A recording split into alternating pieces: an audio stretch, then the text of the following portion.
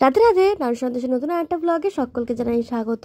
আশা করি তোমরা সবাই খুব ভালো আছো। আমি এবং আমার নারু সন্দেশ গুবু সবাই খুব ভালো আছি। তো আমার বাড়িতে একটা মিষ্টি গোপাল ছানা ঘুরতে এসেছিলো, তোমাদেরকে আমি আগের ভিডিওতেই শেয়ার করেছিলাম।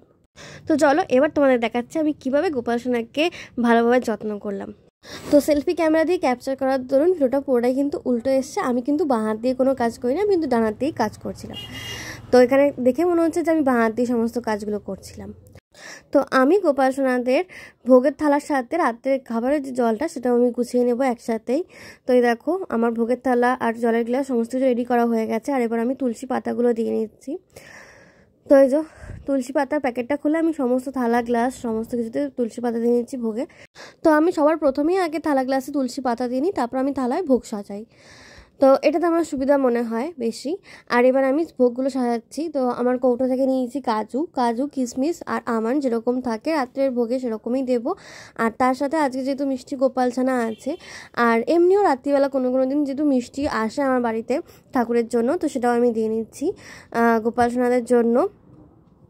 তো এটা আমাদের সোদপুরে গোপাল ভোগ বলেই বিক্রি হয়। তো আমি ওই গোপাল ভোগ দিয়ে দিয়েছি গোপালদের। আর তারপর আমি একটু অল্প করে আরতি করে নিচ্ছি। ভোগ আরতি যেটা হয় সেটা আমি করে নিচ্ছি ঠাকুরদের। তারপর আমি নিজের হাতে অল্প অল্প করে সমস্ত ভোগ ঠাকুরদের একটু একটু করে খাইয়ে দেবো।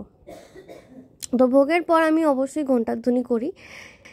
আর এবার গোপাল সোনাদের নিজের হাতে অল্প অল্প করে একটু খাইয়ে দিচ্ছি। তারপর আমি দূরে কিছুক্ষণ বসে থাকবো, তারপর এসে আমি ভোগ তুলে ওদের স্মরণ দেবো। তো ভিডিওটা কেমন লাগলো অবশ্যই কমেন্ট করে জানিও। ভালো লাগলে লাইক শেয়ার সাবস্ক্রাইব অবশ্যই করে দিও। তো আমার গোপাল ছানাদের খাওয়ানো হয়ে গেছে মোটামুটি। আর এবার আমার মিষ্টি গোপাল ছানাকে খাওয়ানোর পালা। তো চলো মিষ্টি গোপাল ছানাকে খাওয়াতে খাওয়াতে ভিডিওটা এখানেই শেষ করছি।